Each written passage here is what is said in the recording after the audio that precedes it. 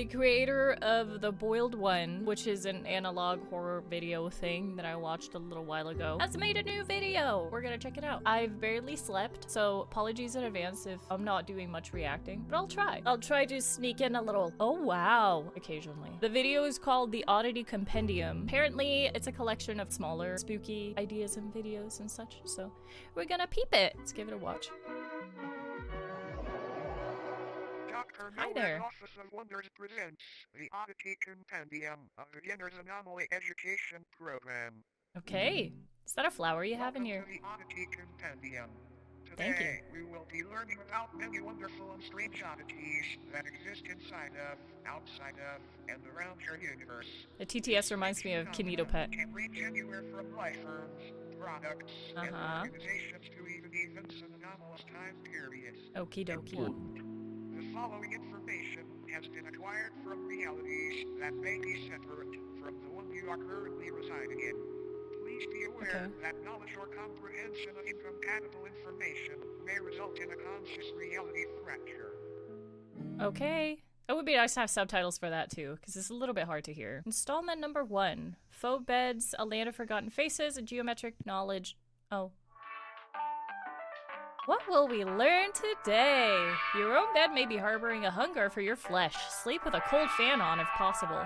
If you ever walk downstairs one morning and your family is gone, interacting with the headless corpses that remain in their stead should be avoided. Non-existence is a contagious disease. If you're out in the middle of nowhere and you get a rush of brilliant ideas, turn back immediately. Enlightenment is a drug, and the withdrawals can kill. Wow. The more you know, right? Oddity, flesh beds, oh. Fleshbeds or mattress folk are a species of parasitic subhuman that highly resemble bedding mattresses. Ew. The body of a dormant flesh bed appears identical to a standard mattress. However, slicing the thin sheet-like skin reveals many soft organs, limb-like appendages, and a humanoid head which hides beneath the skin. They were first discovered in the late 1960s when a mattress company was surveying excess storage. Upon finding many seemingly pristine mattresses that had not been sold, they gave them away to thrift shops and people in need. The people who received the mattress folk initially had no issues with faux beds. It wasn't until the air began to warm up that these beds awoke from their uneventful hibernations. That's not good. The first recorded victim was 19-year-old Alice Digere. She had been sleeping like a on laugh a wet track bed for roughly 6 months before her sudden disappearance. Oh. After noticing the stench of sulfur and rot originating from her bed, her family called authorities, and the inside of the mattress revealed a feasting parasite, several hundred human bones, and a half-digested Alice. Ew. The method in which mattress folks sustain themselves is by waiting for the body heat of a host to wake them from their dormant state. Kind of like an egg, but not nearly as tasty. After they wake, they slowly unfold themselves from their soft mattress-like bodies. This process is very gradual and happens underneath its body or on its side so as not to be detected. Interesting After concept. roughly a month of this process and on a night 17 degrees Fahrenheit or higher, its head and arms fully emerge and pull the sleeping host into its body, where prey is slowly digested. How much is that in Celsius? A feast fit for a king. Ahahaha. Not much is known about how these sleeping beauties came about. Oh, you're so funny. Theorized that since they are subhuman, they were once a branch of Homo sapiens that merged with a mycelial network many years ago. Right. Autopsies of fleshbeds' digestive systems have revealed DNA samples from thousands of different people in each instance, some even tracing to people born during the 1600s. The term fleshbed is so gross. Another odd thing to note is that the mattress folk themselves contain DNA belonging to humans as well. One instance shared DNA in a blood type with Napoleon Bonaparte, leader of the French Republic during the time that the mattress folk were assumed to have come into existence. All in all, it might be a good idea to throw out that mattress that feels just a bit too warm lately. You might be sharing it with something unwanted. Nice. Good night, sleep tight, and don't let the bed bite. Yeah, I mean, it's summer, so it's always gonna be hot. Headless macrocosm. The headless macrocosm is a sub-reality nearly identical to Earth, save for the fact instead of humans, tail-headless corpses remain in their stead. Oh, These that's corpses, nice. though technically dead, do weakly breathe through the holes in their necks. Ew. Their hearts have also been observed to begin convulsing at seemingly random intervals. These beings are identical in appearance to one another aside from physical dimensions, which can vary severely between each corpse. The headless Slender Man people build. dwelling in this pocket reality have been observed changing their behavior when humans have physically interacted with them, and apparently gain a level of awareness and vitality when such events occur. Mm-hmm. There are approximately 2,393 living humans residing in this reality, all from parallel Earth. Every single resident recounts waking up in the headless macrocosm after falling asleep under strange circumstances back in their home realities. So they No just one back poof? in their own parallel homes remembers their faces or identities, which leads to the belief that this place could be a form of anti-reality. Well, then how do you know that it The happens? universe used for aspects of reality that are useless or harmful to existential fabric.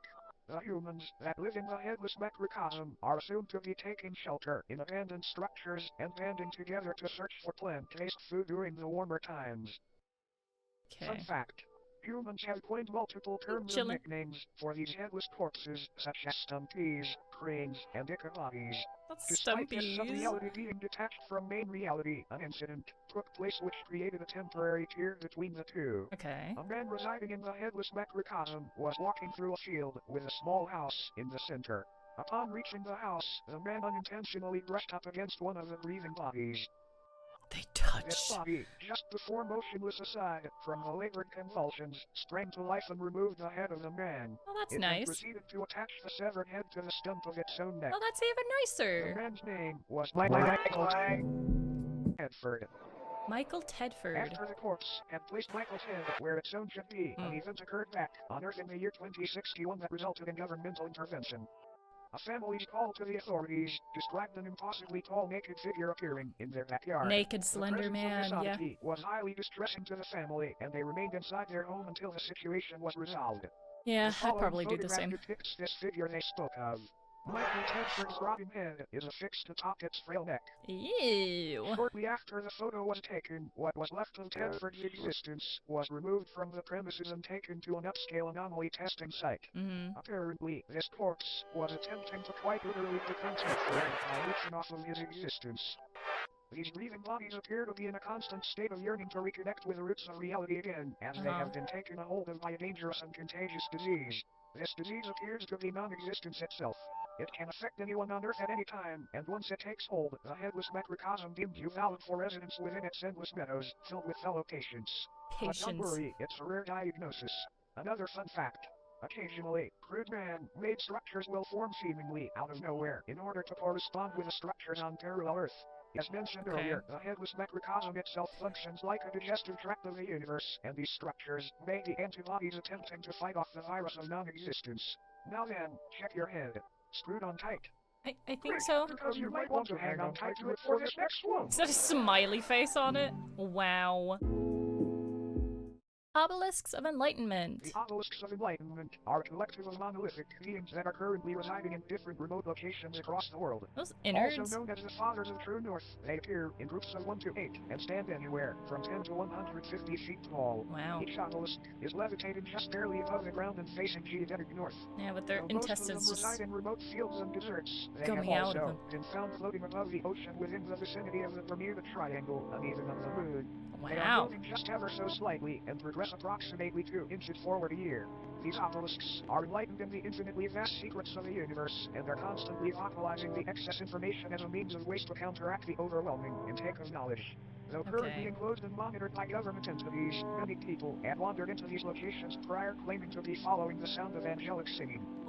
This alluring hum emanating from these obelisks seduces a massive increase in general intelligence in subjects listening. Oh, wow. Folklore often refers to the frequency as the song of the divine contour. Each obelisk's biological elements are unraveled thousands of feet into the sky to make a metaphysical connection from Earth to the universe. It is assumed this is a form of knowledge worship, an attempt to make a mortal sacrifice for an immortal honor. Fun fact. Strange. These organs are confirmed to be those of the humans and other biological matter that were absorbed after enlightenment. What's enlightenment then? Upon perceiving the words spoken by the obelisks or entering into close proximity with them, the human brain either spontaneously expands and combusts or receives an ability to comprehend the sacred information. Talk about being open-minded. Ha ha ha ha Whenever ha, a you're so subject funny. is able to comprehend this knowledge, they are biologically absorbed into okay. the obelisk, becoming wholly unified with the being. It is not entirely understood how these anomalies were brought into existence, but they seem to be tears in the fabric of reality akin to black holes. Many speculate that these rifts were opened by ancient giants who were dissatisfied with a lack of Earth's knowledge. Many unnaturally large humanoid skeletons have been found underground adjacent to obelisk sites, further supporting this idea. When the obelisks made their debut on Earth, they aided in the construction of the pyramids of Giza by bestowing digestible levels of sacred knowledge onto Egyptian pharaoh Khufu after he was lured into the desert by their beckoning cords. Interesting concept. This knowledge would help Khufu rationalize a possible blueprint and method for building these grand tombs, and they were made into the shapes of pyramids as a tribute to the divine structures. All in all, these obelisks may seem malevolent, but it's important to remember that no physical pain could ever outweigh the agony of infinite knowledge. I love the sparkles. Looks like a Christmas card. Now, looks like our time here may be almost up. Indeed. But before you go, it's time for bonus oddity. Yay! Exciting. Philbus. This is Philbus. It is Hi, not known where Philbus. Philbus comes from or why he is here, but there have been a number of people who, after consuming media depicting Philbus, have felt the overwhelming compulsion to practice Philbism.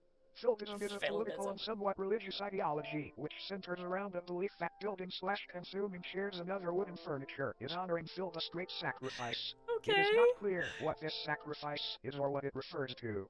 Attributes and practices of Philbism include learning to build chairs, learning to properly digest chairs, promoting/discussing chair consumption on obscure internet forums, praising the fictional political candidate known as Philbus, who is said to advocate for making furniture consumption a socially accepted and widespread practice. There are so many wonderful things about Philbism. Consume the body of Philbus and become one with many others today. It's a great decision. Just eat your chair to get started. Any mention of Philbism But my chair is not made of on wood. the subject will eventually result in it becoming a sponsorship or advertisement of sorts. We have no idea how to avoid this, sorry. All Philbists will deny the existence of Philbism when directly questioned about it. This video was not in any way sponsored by Philbism. This is for educational purposes only. Philbism does not even exist. Are you Philbist? Or whatever. How would you look at the clock? It's just about time for us to part ways. Okay. Bye, Philbus. A brief cleansing process will now commence. This purely auditory procedure will ensure you do not come away from this with any ailments from beyond contract during your viewing experience. Okay. Please close your Cleanse me. eyes and do not open them until told to do so. I'm not closing my eyes. I'm seeing it all.